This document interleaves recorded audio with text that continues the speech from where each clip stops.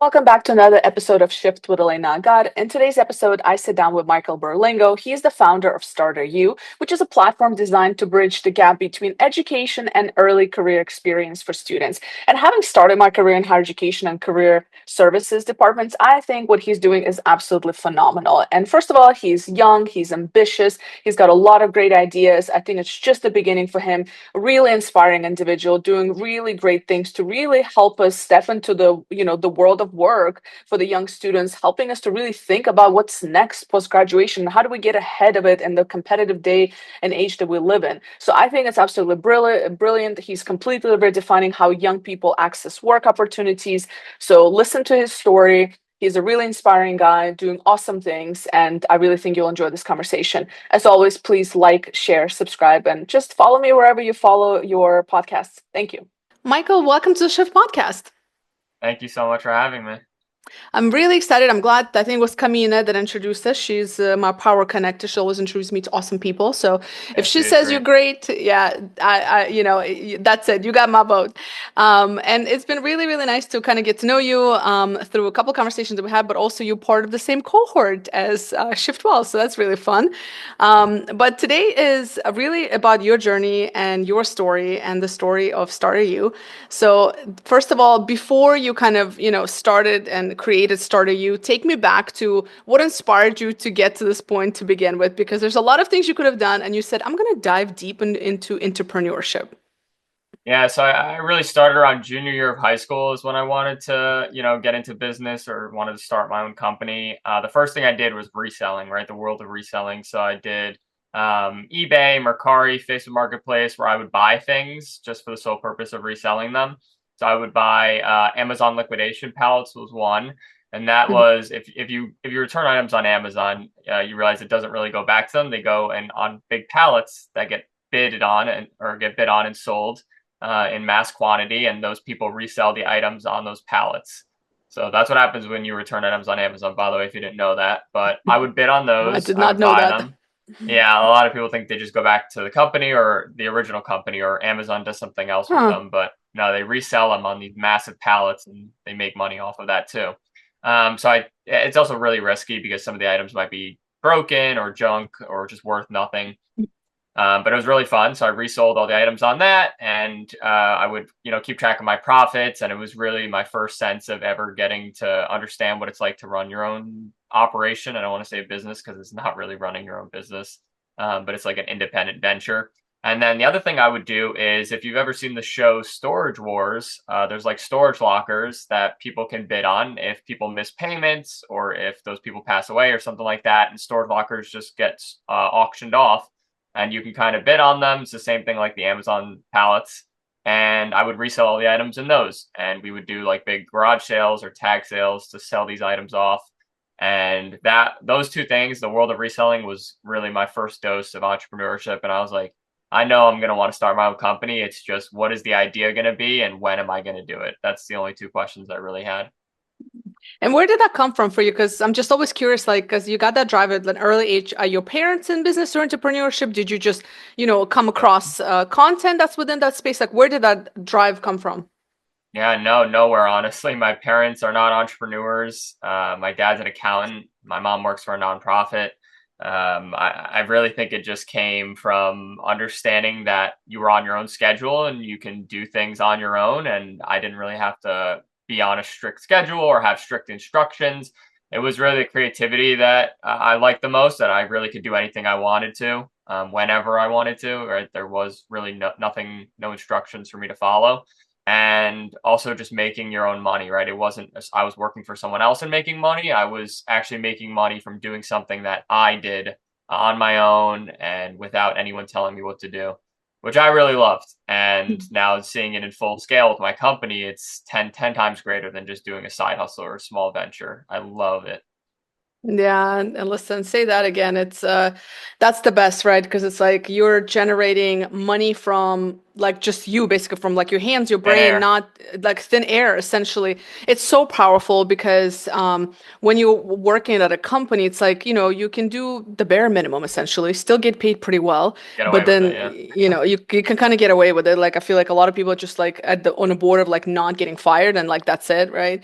So it's pretty interesting. Yeah, it's very powerful. It's very addicting, and it's like it's so freeing that once you see that, you're like you can't unsee it. You're like, there's no way I'm going to a 9 to 5, I'm not going back ever. right? Yeah, So it's a magical place to be. It's stressful, and I'm sure, as you find, incredibly. but it's rewarding at the same time, and it's still better than like a traditional kind of 9 to 5 structure.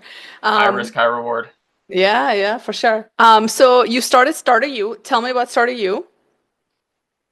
So Stardew really birthed from, obviously I'm a student, like I only just graduated, so this idea really wasn't rocket science. It was just solving a problem that we just lived.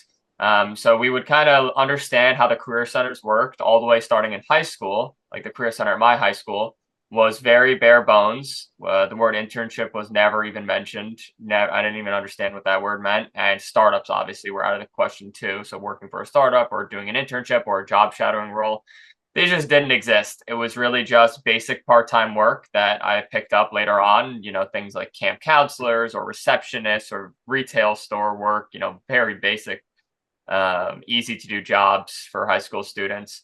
And I really noticed that, career centers were underfunded or underutilized, but there were a lot of students who, especially nowadays, more than a couple of years ago, but students are really interested in getting experience early on and finding their first internship or their first job even, right? Some students, if their career center isn't good enough, they don't have a network in place to help them find a job. Most, like, I found my jobs through just referrals. There's people my parents knew and they just put in the word for me. But I can't even imagine what it would be like to not have that network into place, and you're going through this process alone because the career center is not up to par, or you don't really know where to look or where to begin because you're so young and you have no experience to begin with. And it's not like, at least college career centers they're a little bit more funded, they're more developed, but still there's still a lot of college career centers that are very outdated and that don't really actually tailor the needs to each individual student. And instead they give very basic and generic advice to all the students because, again, there's so many students at the colleges that they can't really tailor the experience to them. So Mm. that's where we came in. And I was like, let me kind of, and I love anything to do with like career stuff or fixing resumes or helping students apply to roles and jobs. I had 4 internships, so like I'm very well versed in this space, definitely qualified. And I was like, let me create something that's going to help start students as early as 16 years old to getting a job and building their portfolio and getting some work experience. And now here we are, fast forward a year later. I love that. I'm curious. So Gen Zs in particular, and then like I guess also even like getting into a little bit of Gen Alpha, if I got my numbers right. But it looks like you're on that Gen Z, Gen Alpha kind of generations, right? So Yep. the feedback that we see, from older generation, right, is like, well, they don't really want to work. They really want to put in the effort. So what are you seeing on the ground with these people that you're working with?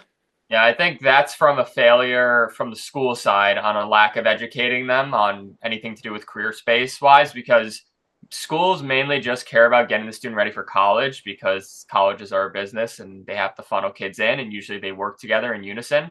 But what they don't really do is prepare you for the workforce, which is eventually everyone goes into it, right? Or unless you want to start your own company. But even entrepreneurship, schools don't really talk about, especially high schools. Colleges at least have some very small programs that are insignificant, but it's really, I would put 90% of the blame on the schools for not having things in place, like stuff curriculum wise that's required for students to understand or at least take up on a job shadowing role or an internship or going to a job fair or even a high school hosting a career fair. You know what I mean? These small things that warm students up to the idea of what does it look like in the job hunting world nowadays, or what does it take now to make it in the job world, because it's way different than when all of these administrators and these school people were getting jobs, but they're not really getting them ready for that. And now we've modernized the process, and we're working with schools and their career centers to help them through this. and we're able to, get students more ready, because a lot of employers come to me and say, we have students who they don't even know how to shake someone's hand, right? Something as basic as that, or communicating skills, or just what are employers' expectations. They're just students don't understand it. So education is a massive part of this, and why students might be lazy, because they're not geared up or ready for it. They're just so zoned out with all of the other generic stuff school throws your way, and it just prepares you for. They teach theory. They don't teach you about stuff related to the workforce and life after college. They're just so focused on just making you memorize all of these stupid things that aren't helpful and not getting you ready for a job. It's unfortunate. So again, that's why we're hopefully going to be an extra branch that the school can use. Yeah, absolutely. And when you're at a young age, I mean, I still don't know a lot of things either, but like we don't know what we don't know, right? Like we just it's just as human beings in general, but imagine at a young age of, 16, 17 years old. I mean, I was a hot mess. I have no I listen, my No audience has direction. heard my story, but I was a hot mess. I didn't know anything of what I wanted, etc. So it's like, how do you know? So yeah, you might come off as lazy. Well, it's because you haven't been sparked this, whatever you want to do because nobody guided you. Nobody Because exposed you to before, the yeah, and experiences. everybody's just telling you how to pass a grade, right? To just like tick a box that hasn't maybe you don't have any interest in. So it's yeah, so no, it's. I don't disagree. I think it's. Yeah, I think you're spot on with that. I'm curious from the kind of the young students and graduates that you're working with. What are some things that they're interested in? Like, what are the I don't know top industries or work areas that they're interested in going into? Like, what do the young people want out of work? I guess jobs. Yeah, well, two big things for us right now are the student ambassador and content creator roles, and that's just because of the flexibility that follows them. And usually, you don't have anyone managing. Oh, like you don't have to show up to an office. You don't have a direct supervisor that you have to answer to. They're really flexible. They're very easy to do, and students are online all the time, or they love, going out and talking to people and stuff like that. So it really just sets them up for success. So student ambassador roles, where they're promoting a company or a brand, or wearing the merch of a company, or showcasing a website saying go here if you want to do blah blah blah. It's so easy for them to do, and they love getting in front of a camera or selling something to people, because they do it all the time. You scroll through any social media site and you'll see it 24/7. And then of course content creation in general, right? Just making Mm, content from scratch, or being creative and having your own schedule. A lot of students are loving this because at school. You have to remember, they don't have 9 to 5 available. They have classes, they have extracurriculars, they have all this other stuff. So what are roles that are going to be very flexible and easy for them and fun? Content creators and ambassadors. Those are really our mm. two biggest buckets. Yeah, that's pretty interesting. What about I hear some, again, some numbers, and might be more of like later on for college kids and onwards. But is there a new push, not a new push, but a new interest in like blue collar jobs, like the hands-on jobs? Yep. So we just met with Lincoln Tech recently, and they're a massive school that deals with blue collar roles and trade school related things. And we know that New York City, I think they post about 50,000 jobs a year that are related to trade school or blue collar roles. And we really want to go and focus on that and work with them, because there's a huge gap right there, and there's a massive rising need for it. A lot of students who are I personally have 3 friends who didn't go to college and just went straight into the workforce, right? There's so many of those kids where that path isn't even explored in high school. That's not even mentioned, right? They obviously focus on just sending you down the same path that everyone gets sent down, which is the 4-year accredited university route. They spend a day writing your target schools and your safety schools and whatever else, other fake stuff that they have in place, which is not really. They should be spending weeks on that because it's such an important decision, but they don't, which is also why we're trying to help students that want to take alternative career paths, going into trade school, going into the military, taking a gap year, traveling abroad. There's so many routes that schools don't talk about, because they just try to, make everyone follow the same path. And obviously that does not work. Everyone has different passions, different interests, and the only real way to help them find it is to expose them to as many things as possible. So that's why we try to get companies from all different industries, different geographic locations, different types, like startups versus massive corporations. You know what I mean? It exposes kids to every single bucket so they can really Mm. see where their interests lie. Yeah, it's that experimentation that's so powerful. And Trial from and what error. Yeah, trial and error. Exactly. It's the only way to figure things out. I definitely took the long way, so I don't always recommend people take I took years and like 17 different jobs, but it was like if I would have had like StarterU, I probably would have done it in like a shorter amount of time with a little bit more guidance, Understood. right? And it would, Yep. so that's pretty cool. So I know also some of the like biggest anxieties for students, but also just humans in general, is to go through the application process, through filling out your resume when you don't have experience. And it seems like with StarterU, it's something you completely eliminate. So you actually focus more on the overall profile. So talk to me about that. Yep. So we don't even, resumes are optional. We don't have cover letters and we don't have 10,000 questions for you to answer, or you have to go to external links to fill out other applications. Your profile acts as the one-stop shop application for everything you apply to on the site. And we have a lot of options for you to fill out. You can even put interests or skills or different things like your social media links or volunteer experience. It's like a LinkedIn profile, but even more in depth and more geared towards what students would actually have to put on their profile. So that you can kind of tailor that as much as you want and add as much as you want. And again, that acts as your application to all of these jobs on the site that employers are going to be posting for. So it really gets a better sense of the student and who they are. And we're even going to add options where you can add a personalized video of yourself, giving a brief introduction. You can add a profile picture, like all of the stuff that a resume wouldn't encapsulate because you're so young. So you don't have much experience to begin with. So how else can you sell yourself to an employer, right? There's other ways besides just the bare stuff that are on resumes and the very basic, not personalized. It's almost like they reduced you to a piece of paper. And I absolutely hate the resume process and the cover letter stuff. I hate all of that. So that's why we're trying to do away with that. Yeah, I actually think it's going to become more and more important to go that route with the profile because with AI, like Creativity. yeah, I've been in recruitment and like everybody's just like copy paste, and it's just like it's the same No thing, and personality. there's no personality, there's no tailoring, there's no thought into it. It's a very generic, and you're right, we just need to move away from it, like just collectively, not just for students, just collectively. Let's just all move away from it because it is very ridiculous. And I think part of it is because we have not come up with a different way to do things. So for StarterU, you guys are offering a different approach, right? What has Yeah. been the feedback from both the schools and the employers? Talk to me about that. What's been your experience so far with both sides? Yeah, so schools absolutely love us because we're free for them, and a lot of their career service centers are underfunded. So they're like, this is a free tool we can offer to all of our students, and it can help them find jobs or even just prepare themselves for the workforce. So there's really no downside to what we're offering for the school side. And we work with their career centers in helping tailor their decisions to help improve student life, or even figuring out what coursework or what clubs should be included just based on what jobs our students are applying to, right? Or how students are utilizing our platform. All of that stuff can help them with that. So schools absolutely love us because there is no cons to the site for a school. And we also do events as well. So we do like competitions, like hackathons and pitch nights or speaker panels and all of these different things that students really get free access to, and they really get to see, they get to meet experienced professionals, they get to network, they get to see what events are like that, eventually people go to events when you get older, like New York City Tech Week or in Cali, big events like that. So this kind of warms them up to the idea. And from Hmm. the employer side, again, we have niche down to just students. So when they throw up a job posting, they don't have to worry about people from all over the place, different ages, people who are way too overqualified, applying to these jobs.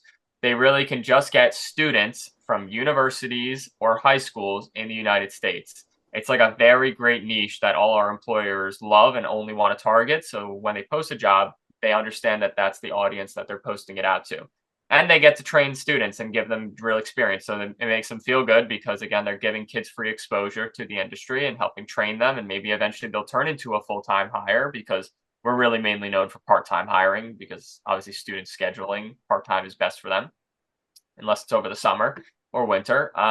But yeah, they get the feel good of it because they're helping students out. And it's a great way to kind of hire cheap talent while also getting these youthful energies in their office. So students obviously have different skill sets than older people because they're a lot more well versed with technology or social media, or they're more willing to talk to people or put themselves in front of a camera or be, publicly present. So a lot of employers are loving this youthful energy around their office, and the feedback has been incredible. Hmm. You know what's interesting is you said mentioned a couple of times that there's this, and I guess it depends on what kind of industries they're in, but there's this real comfort around being on video and on camera, which I think is another, misconception that we have about young people because we always feel like, oh, everybody's super introverted and everybody's just behind the screens and they're just, Yeah, no. but yeah, and so from what I'm hearing, it's completely different, it seems. Yeah, it is. Students are, I mean, you could just go through social media and just scroll through. A majority of influencers or these people who are promoting brands like that are students. Like I know in my college alone, I knew people who had 50,000 plus on TikTok or Instagram. You know what I mean? Like they were actually big social media people for their age and they were just right on my school. And that's just one location and one example of it. Yeah. Yeah, no, that's interesting. Yeah, I think we all need to collectively just start studying generations coming up because I think there's a lot of and again, I guess because depending what industry I'm in tech, so like a lot of software developers, so they might be a little bit more introverted, but I think in more creative spaces, right? And also you'd be surprised, people that are comfortable with their phones, sometimes they're not comfortable in social settings, but they're comfortable talking to a camera, even though knowing that thousands Yeah. of people are going to see them, which is also really interesting and maybe should be studied because I can see how Yeah, that there's is the other interesting. side of it, you A- know? And I think one other thing, so for since you're in the tech space and we deal with a lot of tech interns and stuff like that, I think something that the employer should be doing for these kids is helping expose them to other areas or other roles besides Mm, what they signed up for, right? So when we bring on interns, let's say they're coming in as like a back end developer, we'll also have them do some front end work, obviously help teach them, do some training, but we'll expose them to doing front end work, DevOps work, and maybe even some UI UX design, like different things like that. So they're not just a one trick pony. We're making them into a generalist because maybe they might say, I never even tried this part of, let's say, marketing kids were only doing, content mm, creation, but now we're making them do social media stuff. We're helping them create flyers, all these other departments that are still in this general area. And now they're like, okay, I actually find interest in this and I might want to dive into this or add this to my skill set because again, if you can do a lot more than just one thing, it's going to help you make it in this job market. Like I would not just be good at one thing. You could just see just from starting your own company, it's almost impossible, right? I have to play HR, I have to help with marketing, growth, legal, tech, sales, and accounting, right? So, mm. and I didn't go to school for anything except really business management. So, but I had to teach myself and learn it and get myself in shape to be well rounded. Yeah. And so on that point, how are you managing all these different things, and the different hats that you wear? How are you taking care of yourself in the process? It's pretty simple. You just basically have to have no life. And it really comes down to that. Like, I mean, when you sign up to be a startup founder, I should say, you really need to Mm. understand that, you're not really going to have much of a social life or you're not going to have much free time on your hands. And if you do have free time, then you're failing at your job. So really, I think you have to go Yeah. all in. That's just my point of view. Yeah, Like, you're every, spot on. Yeah. yeah, dedication is everything to me. Like I think that's the only trait you need. As long as you're dedicated, everything else doesn't matter. Because if you're consistently going to fail, you will eventually learn. But you have to stay dedicated and continue. Like I work every single day, holidays, Sundays, every single day, 24/7, 2 a.m. calls. You know what I mean? It's like every single day you have to stick with it, and eventually it's gonna pay off. It's just very high risk, high reward. But yeah, you really there's not much balance, and you just have to fight through it. That's the unfortunate Yeah. truth. I mean, maybe sometimes you squeeze in some free days or something, but in reality, it's just this is what I'm working on 24/7, 365. I mean, consistency is the game for sure. And I think also, and it could be like a dangerous spot. I fell into it before for sure, because you are very passionate about what you're doing. And I think when you're building something, creating something that's like basically like it's like your thing, your baby, right? And so you want to give it all the possible attention, Yeah. and I mean, I totally get it. I live very similar life. But I think at the end of the day, we're humans, and I think that I think as long as it's working for you, because there's a lot of talk about like hustle culture.